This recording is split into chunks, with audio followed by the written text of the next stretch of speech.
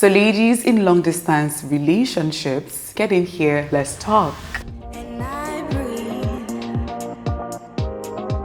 Hello intentional woman, welcome to today's video. My name is Ayani May and today we are talking about red flags in long distance relationships. I promise you, my choice of outfit wasn't intentional at all. The red flags I'll be covering in today's video will cover the different scenarios that LDR, that's what I'll be calling it going forward, because saying long distance relationship throughout the video is a bit of a mouthful, okay? So the red flags will cover the different scenarios where LDR usually starts, which can be meeting online, starting to date, but you haven't met each other yet. Or it could be that you were living in the same city, but then he had to move away, or you had to move away and it became a long distance relationship. Another scenario could be that you met each other briefly, maybe on a flight, there was chemistry, you live in different cities, but you decided to give it a go. So the first red flag is usually for the scenario where you met online, started dating, but you haven't yet met each other. And this is that he absolutely refuses to meet.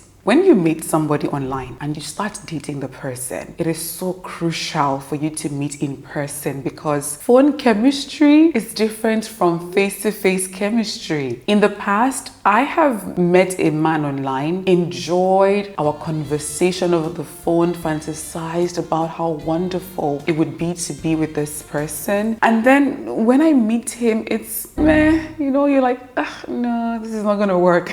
Like my friend would say, maybe the way he walks is just not doing it for you. So you have to meet each other because you cannot truly be sure that you want to be with this man until you have tested out that face-to-face chemistry. So if he refuses to meet after talking to each other briefly online, or let's say he keeps making excuses after months or even a year of online relationship, then that's a huge red flag. And there are a couple of reasons for this and none of it good, okay? One, it could be that he catfished you and he's not who he says he is. Two, he cannot afford for both of you to meet because let's face it, online dating is pretty cheap, so he refuses to meet with you. And the third reason could be that he was just using you to chase away boredom. You can add on whatever reason you can think of, but in this type of situation, there is no need trying to rationalize his behavior or make excuses for him because there is something fishy here. So you need to cut ties with him, all right? Number two is no mid-year plan. So this particular red flag refers to a specific situation that is very common among Nigerian women who are dating men who live abroad. I am talking about that situation whereby you don't get to meet him. There's nothing to look forward to except when he comes back home for the Christmas holiday. As far as I am concerned, this is such a huge red flag because you're likely being used as a bed warmer. I know that sounds harsh, but let's face reality here. How can you be with a man where there's nothing to look forward to except a Christmas holiday where at the beginning of the year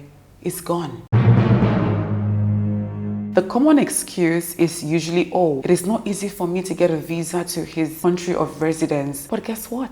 Both of you can as well travel to a country that is easily accessible to you so you can spend time together. From my experience, one of the things that nurtures long distance relationships are plans of what you will be doing throughout the year. No expense is too large, no flight is too long, because the joy of getting to see each other and spending time with each other supersedes all of that. I have a friend who was in a long distance relationship, and as she was working towards getting a visa to the country where her partner lived, they were both touring the world and going to countries where it was easy for her to get a visa. They were that intentional. So don't be that woman in a 3-year relationship with a man that you only get to see at Christmas, and like I said, by New Year he is gone. Raise the conversation of around you getting a visa to come visit him, or around both of you meeting in another country, and his reaction will tell you all that you need to know. Number 3, he only comes to you, you don't go to him, or when you do, you always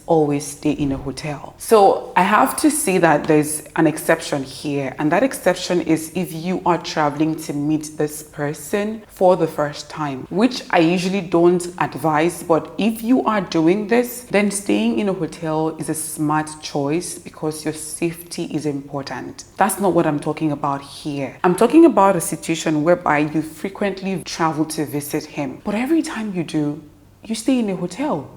You never ever get to see his house. Or when you're making plans, he's always the one coming over to your state or your country. And when you say, you know what, let me come and see you in your state or in your country, he starts to make excuses or subtly tries to manipulate you by telling you that, oh, I don't want you to stress yourself. Allow me to make the trip. I don't mind coming. You've never met or spoken to his friend or family. You do not even know his address, even though he's in a different country or a state. There's just so much secrecy. If this is what's happening, something is fishy here. Very, very fishy. Because for any relationship to survive, both of you need to open up your world to each other. So if you're actively being kept out of his world, then alarm bells should be going off in your head, because this man is not who he says he is. He's either married, has someone serious who lives with him, he's a criminal, misrepresented himself, or he just has no intention of opening up his world to you. Whatever the case is, my darling, run. Number 4, he never calls you when he's at home. When I was writing this particular point, my goodness, an incident that happened maybe 4 or 5 years ago popped into my head. I had completely forgotten about it. And I am going to use that incident to explain this particular point. A few years back, like I said, 5 or 6 years, I met a man online and we started talking to each other. He was wonderful. He was amazing. I enjoyed talking to him. He lived in the US and he was already talking about me coming over to the US to visit him. He was also talking about how he cannot wait to come to Nigeria and see me. And I believe at some point he was even helping with my bills. Mind you, at this point, nothing was defined. We just knew that we liked each other really, really much. There was chemistry and we were both open to exploring that. What I did not notice at the time was that he never called me when he was at home. I never thought about it until one day I was at work and I got an email from a woman claiming to be his wife. She shared with me that she had just put to birth and that I wasn't the first person he was doing this to. I didn't know how to react. Okay, because prior to that he had become withdrawn, and I believe that would have been around the time the wife found out. All the same, I responded to the email, thanked her so much for being so gracious and telling me the way she did, because another woman would have dragged me on social media different ways to Sunday. So I thanked her and I never ever contacted him again. So watch out, ladies. If he has never given you a virtual home tour, or he only calls you when he's at work, when he's in the car, when he's in a restaurant, I smell a red flag. Number 5, when there is no more consistent communication. So LDRs thrive on communication. Think about it. You cannot just drive to his house and meet him. You cannot go on an impromptu date together. So the one thing you need to be intentional about is communicating with each other. It could be talking every day, exchanging messages as you go on about your day, or it can even be maybe sharing little tidbits of your daily activities. Whatever the case is, communication is key to the survival of a long distance relationship. So when you take that away, right, you have essentially killed that relationship. So if at first the communication was consistent and then all of a sudden it is no longer consistent, he starts to make excuses about not being available, you start to feel this growing emotional distance, and even when you have a conversation it feels forced, so much that you start to feel like you're scrambling to keep the relationship alive. If that is happening, my darling, something has changed. And if you try to have a conversation, right, to share how you feel, and he does nothing to rectify it, then the flag is not just red, it is dripping. It could be that your relationship has reached its expiration date. It could be he has met another person and he's too much of a coward to break things off with you. So he starts to act cold, hoping that you would do that for him. And if that's the case, I encourage you to. You should have too much self-respect to try holding on to a man who is sleeping away. The sixth red flag is when he refuses to have a video call with you. This often happens when you meet somebody online, especially on a dating site. So you tell him, you know what? It's wonderful chatting with you. Let's have a video call sometime. And then the excuses start to pop up left, right, and center. What I found out, from ladies sharing their experiences is that oftentimes the person misrepresented himself. He either used a fake photo, created a fake profile, or he was just whiling away time on the site. Yes, because a man can create a perfect online profile just to mess around on a dating site. So if you keep talking about both of you having a video call and he keeps whipping up excuses, then there is something fishy there and you should cut ties with him. There's really no need for you to keep pushing for a video call. Personally, I'd be scared talking to him on a video call because I would be like, okay, this person would look scary, all right? So just think about it like that and let it go. Number 7, he disappears and reconnects when he wants to see you. You may think this only happens in regular relationships, but oh no, it happens in LDRs too. You could be in a relationship with somebody in another state or country and then suddenly they disappear. You don't hear from them for months. Then when you finally hear from him, he starts to tell you how much he has missed you, how work has been so hectic, how he hasn't been able to stop thinking about you, how he's so sorry he disappeared on you. And on that same breath, you will hear, I'll be in your state or in your country next weekend. Let's see. My darling, if this happens, just know that you are about to be played like a rock star's guitar.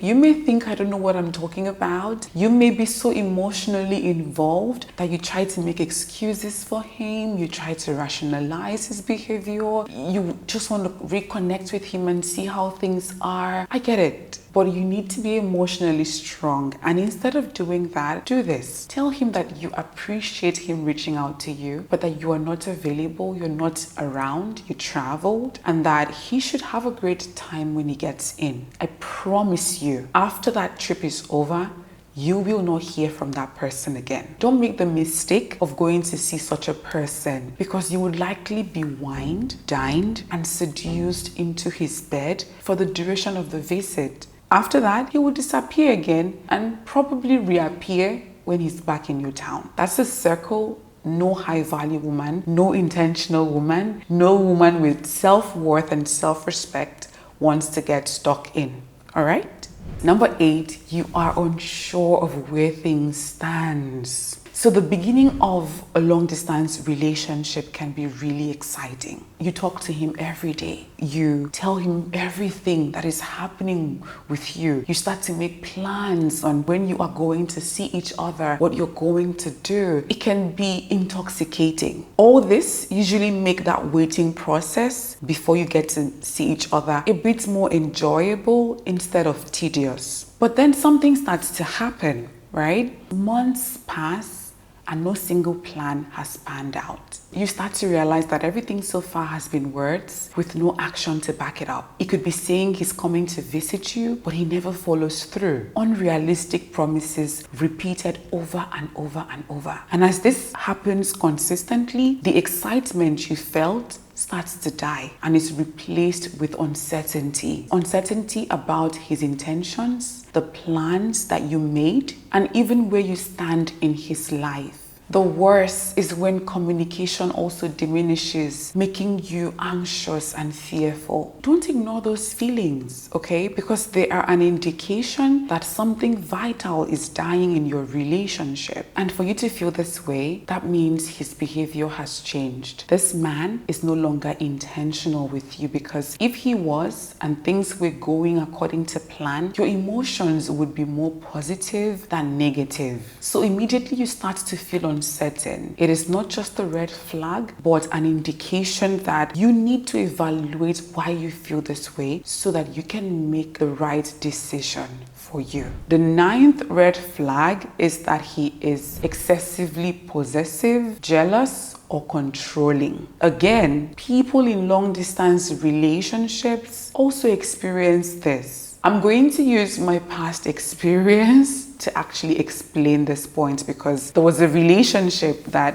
drove me crazy. When I was at university, I dated this guy who lived in Lagos and I lived in Port Harcourt. He always wanted a blow by blow of everything I was doing every day. It was so bad that he would call me right now to ask me what I was doing, and I could say, oh, I'm filming, and then he calls me, let's say 30 minutes after, and I'm done filming, taking a walk down the street, and he would be furious that I did not tell him I was going to take a walk when he called earlier. He wanted to know who I was spending time with, what I was doing. He wanted me, an adult, to have a 7 p.m. curfew. I remember one particular incident where I accompanied a roommate to go get her hair done at the salon, and he called and I told him where I was and he started yelling. He absolutely lost it. It was suffocating. And no matter how many times I tried to explain to him that what he was doing was damaging our relationship, he never understood where I was coming from because according to him, he was protecting me. So I started mirroring him. I started doing the same thing to him, and within a week, that relationship ended. That is why I always talk about mirroring in this channel. I'm saying all of that to say this. If this is what you're going through, this possessiveness, this controlling, jealous person, even though it may be from a distance, it is still an unhealthy dynamic for your relationship. So you need to cut ties with that person instantly. I do not care what he has promised you. I do not care what you think your life would be like with him. But if he is this type of person,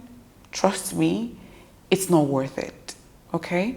And finally, number 10, when he avoids any serious conversation about eliminating the distance. One of the healthy goals for any couple in a long distance relationship is that one day that distance will no longer be there. And for that to happen, there has to be a plan to eliminate that distance. Whether it's you moving to his city or him moving to yours, or both of you moving to a new city together, there has to be a plan. And I mean an actionable plan, not an audio plan. A plan that both of you are gradually working towards. That is how you know a long distance relationship where the couple are true to each other and intentional with each other. Because at the end of the day, an LDR cannot stay an LDR forever. If that's the plan, then there's something really, really wrong. Or hopefully, that's a dynamic that both of you are comfortable with. So if you are months or maybe even a year into a long distance relationship and there's been no conversation around how you're going to eliminate that distance, or maybe when you bring up that conversation, he avoids it, then my darling, the flag is really red. And that's it for today's video. Do share your thoughts with me in the comment section. Don't forget to like the video, subscribe to the channel if you haven't, because on this channel I create content that helps you become a better version of yourself, one video at a time. Trust me, you will love it here. As always, be kind to yourself, and I'll see you in the next video. Bye.